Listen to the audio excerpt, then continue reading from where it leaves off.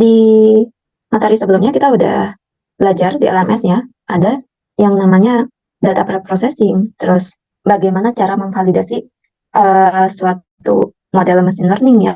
Jadi kalau permasalahannya regresi, berarti proses validasinya atau validasinya akan berbeda dengan kalau permasalahannya dalam bentuk klasifikasi. Regresi dan klasifikasi itu kita lihat dari target atau output yang kita harapkan ya.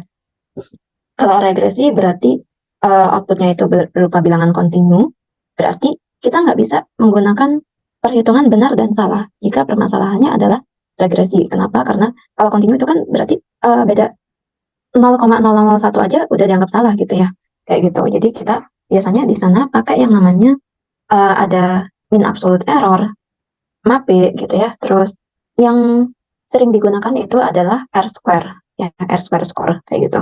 Dan kalau permasalahannya klasifikasi, berarti kita bisa katakan outputnya itu benar atau salah gitu ya, karena biasanya outputnya itu berupa bilangan di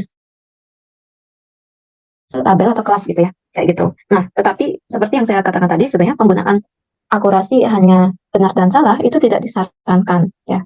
Kenapa? Karena hasilnya akan bias ketika data yang kita prediksi tersebut imbalance gitu. Jadi yang sering digunakan apa? Ada perhitungan Evans score, recall, precision ya, itu pasangan. Terus yang kalau di bidang kedokteran itu sering yang digunakan adalah AUC gitu ya, area under curve gitu. Nah, sekarang kita akan lanjutkan materinya ya.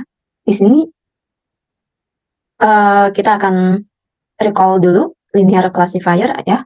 Kemudian ada logistic regression karena neural network ini asalnya dari dua hal ini ya, dari sini gitu ya. Jadi kita akan recall dulu, baru kita akan ke neural network. Yang pertama, kita akan mengenal yang namanya linear regression ya. Kalau kita tahu linear regression, berarti kita akan punya di sini yang namanya linear regression. Berarti, nah misalkan seperti ini, berarti namanya aja linear regression, berarti kita akan melakukan permasalahan atau memprediksi permasalahan regresi ya. Contohnya ada di sini titik-titik harga saham gitu ya, misalkan gitu. Kemudian suatu regresi berarti kita akan membentuk suatu garis ya. Karena di sini disebutnya linear, berarti kita akan membentuk suatu garis lurus yang bisa mengikuti pattern dari data ini. Contohnya di sini garis lurusnya kita akan taruh di sini gitu ya, seperti itu. Nah, dari sini garis lurus ini bisa kita modelkan ke dalam sebuah persamaan matematika ya. Kalau di slide itu dituliskannya sebagai Y sama dengan B0 plus B1 X gitu ya. X ini apa? X ini adalah atribut atau input yang kita punya ya. Atribut atau input. Nah, Y ini adalah outputnya. Outputnya berarti titik-titik ini gitu ya. Nah, B0 dan B1 ini adalah nilai yang harus kita cari ya. Kalau kalian ingat lagi kan, kalau B0 dan B1 itu dia akan mempengaruhi kemiringan dari garisnya ya. Contohnya, kalau garisnya jadinya gitu kan, berarti yang ini itu, yang ini, nilai B0 dan B1-nya akan berbeda, kayak gitu ya. Jadi, kita akan cari nilai B0, B1, atau ini juga sebenarnya ada yang sering menuliskannya seperti ini ya. Y sama dengan W0 plus WI kali X kayak gitu ya, tapi artinya sama aja gitu ya. Dan kalau di neural network nanti W ini kita sebut dengan ada yang menyebutnya sebagai bobot gitu ya, ada yang menyebutnya sebagai W, ada juga kalau yang terbaru di deep learning ini disebut sebagai params gitu ya. Jadi jangan bingung, memang sebutannya itu banyak berbeda gitu ya. Nah, kita akan cari yang seperti apa garisnya kalau di linear regression. Yang pasti kita akan cari yang dia itu lebih mendekati si titik-titik ini gitu ya. Kenapa kita cari yang mendekati titiknya? Untuk meminimalkan errornya. Garis pertama dan garis kedua ini kan tentunya lebih bagus garis yang pertama ya, karena dia lebih bisa mengikuti pola dari datanya. Seperti itu ya. Oke, balik lagi ke sini. Jadi ini yang tadi udah saya jelaskan ya.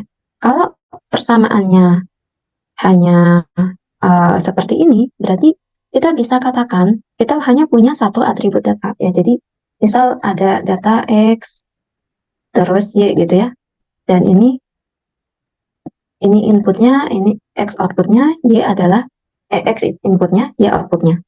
Nah, gimana kalau datanya itu atributnya ada banyak, misal ini X2, terus yang di sini X1 gitu ya. Berarti kita bisa pakai yang multidimensional ini ya. Jadinya B1 itu adalah atribut pertama, X1 atribut pertama, X2 atribut kedua, XD adalah atribut kedua, dan masing-masing input ini akan diikuti oleh satu bobot gitu ya. Jadi X1, X2, XD berarti si bobotnya ada B1, B2 sampai BD gitu. Nah, kalau yang ini kita tidak kasih X di sini ya. Jadi ini hanya mempengaruhi pergeseran dari garisnya seperti itu. Nah, ini linear regression.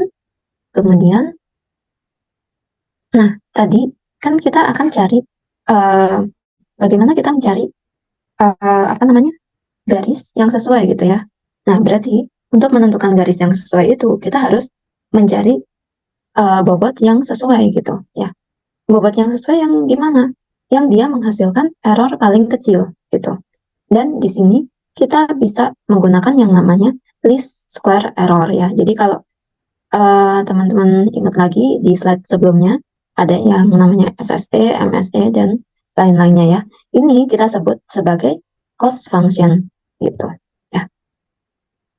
Dan biasanya untuk mencari garis yang optimum gitu ya, berarti untuk mendapatkan ini kita bisa mendapatkan dari turunan pertamanya. Itu kalau secara matematis ya. Tapi di sini kita nggak akan bahas matematikanya seperti apa gitu. Nah, kenapa kita nggak pakai secara matematika? Karena ini adalah kelemahannya. Jadi kita akan mempunyai kompleksitas yang semakin tinggi seiring dengan bertambahnya atribut datanya, gitu ya.